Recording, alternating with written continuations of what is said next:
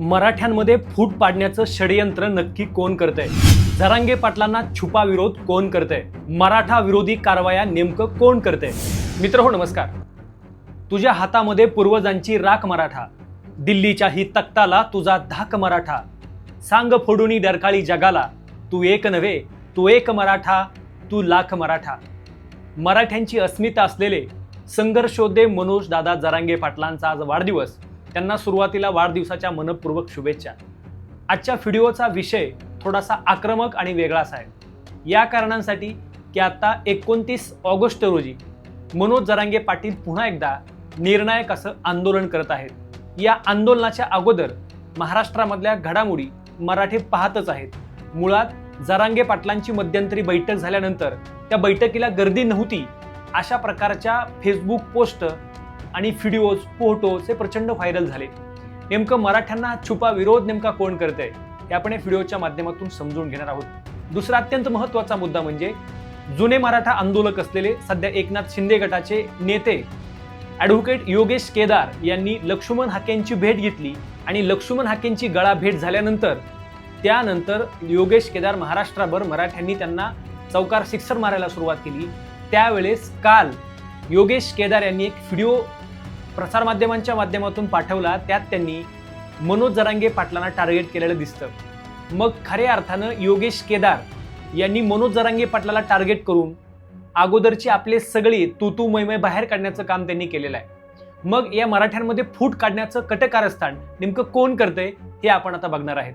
मनोज जरांगे पाटील यांच्या बैठकीला गर्दी नव्हती असं म्हणणारे कोणते पेजेस आहेत असं जर आपण बघितलं तर ते सगळे कुणाचे पेजेस आहेत हे मी वेगळं सांगायची गरज नाही. परंतु आज जरांगे पाटलांच्या बैठकीला गर्दी नाही म्हणणारे अगोदरच्या देखील आंदोलनाला असंच म्हणत होते की गर्दी होणार नाही, कोण यायला लागले मुंबईला, आणि गर्दी नाही म्हणणारे त्याही वेळेस म्हणायचे की मुंबईला गर्दी होत नाही, अमुक अमुक आंदोलनाला गर्दी होत नाही.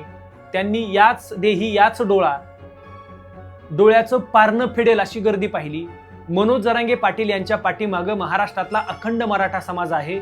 मला वाटतं काही मनोज जरांगे पाटलांना विरोध जरी करत असले तरी देखील मनोज जरांगे पाटलांचं कार्य हे खऱ्या अर्थानं मराठ्यांसाठी अत्यंत ऐतिहासिक कार्य आहे. ते नाकारता येत नाही. त्यामुळं बैठकीला गर्दी नव्हते म्हणणाऱ्यांना मला सांगायचंय 29 ऑगस्टला गर्दी काय असते हे अजून मराठा समाज दाखवून देईल. मुळात जरांगे पाटील आणि गर्दी हे समीकरण ठरलेलंच आहे. जरांगे पाटलांनी नुसती हाक द्यायची आणि लाखो मराठ्यांनी उभं राहायचं हे आतापर्यंतचा इतिहास आहे. त्यामुळं जरांगे पाटलांच्या बैठकीला गर्दीच नाही असं म्हणणाऱ्यांनी आपल्या नेत्यांच्या बैठकीला किती गर्दी असली, आपला नेता किती लोकांना घेऊन फिरतो याचा विचार अगोदर करावा. मुळात जरांगे पाटील ही मराठ्यांची अस्मिता आहे आणि राहीलही. मराठ्यांमध्ये फूट पाडण्याचं षडयंत्र करणाऱ्यांना मला सांगायचंय की मराठा समाज हा तुमच्या षडयंत्राला बळी पडणार नाही.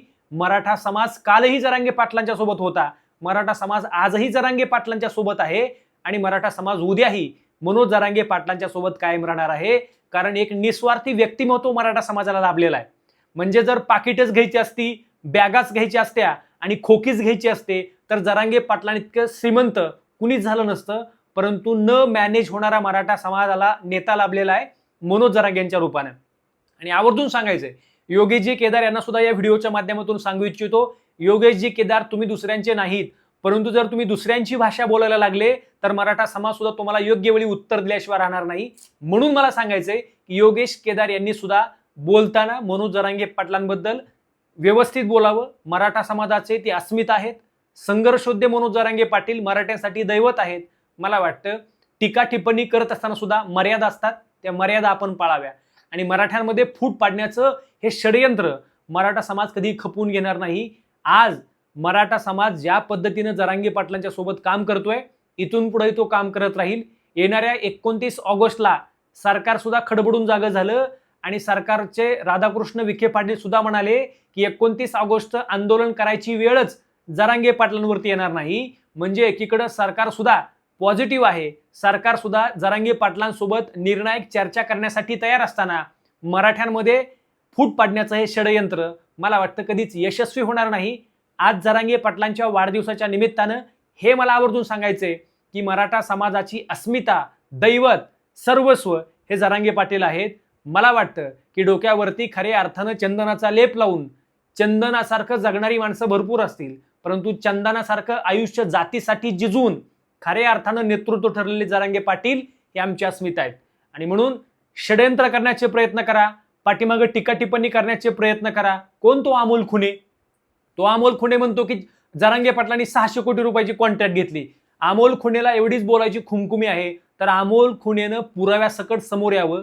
उचलली जीभ लावली टाळ्याला, अशा प्रकारचं अमोल खुनेनं वागू नये. अमोल खुनेला मला सांगायचंय, फक्त दाखल्यावर मराठा असून चालत नाही, रक्तात देखील मराठा असावा लागतो. आज ज्या पद्धतीनं अमोल खुने जरांगे पाटलावर टीका करतो, मग हा अमोल खुने मराठ्यांमध्ये लक्ष्मण हाके आहे का? हा सुद्धा माझा सवाल आहे. मुळात एकीकडे जरांगे पाटलांवर टीका करताना पातळी सोडून टीका केली जाते की जरांगे पाटील म्हणजे 600 कोटी घेऊन मॅनेज होणारा नेता. काल हाके म्हटला की याच्यासारखा नालायक कोण नाही. मला हाकेला एवढं सांगायचंय की स्वतःच्या खोके भरून आणि स्वतःची बँक अकाउंट्स भरून 4 व्हीलर फॉर्च्युनर फिरणारे आणि मॅनेज होणारे तुझ्यासारखे नेते आहेत, म्हणून अजूनही मला वाटतं आपल्या आंदोलनाला दिशा मिळालेली नाही हाके. त्यामुळे जरांगे पाटलांवर बोलताना व्यवस्थित बोला, भान ठेवून बोला. मराठा समाज शांत आहे याचा अर्थ तो संत नाही. योग्य वेळी योग्य उत्तरं दिली जातील. 29 ऑगस्ट रोजी होणाऱ्या मराठा निर्णायक आंदोलनाची झलक तुम्हाला आगामी काळात दिसेल. गर्दी नाही, बैठकीला माणसंच कमी, अशा बाजार गप्पा मारण्यापेक्षा जरांगे पाटलाची क्रेज काय होती ती आज दिवसभर तुम्हाला कळलं असेल. Facebook, WhatsApp, social media, Instagram सगळ्यावरती फक्त जरांगे पाटील आणि जरांगे पाटील आहेत. मराठ्यांचं दैवत जरांगे पाटील आहेत, राहतील आणि असणार आहेत, हे आपण लक्षात ठेवा. मित्रांनो, तुम्हाला काय वाटतं? तुमच्या देखील प्रतिक्रिया कमेंटमध्ये अवश्य कळवा. आणि मराठ्यांमध्ये षडयंत्र पाळणाऱ्यांना उघडं पाडा. आणि या चॅनलवर जर आपण नवीन असाल तर अशाच प्रकारच्या व्हिडिओसाठी आमचा हा चॅनल सबस्क्राईब करा. आवडल्यास लाईक करा, कमेंट करा आणि शेअर करा. धन्यवाद.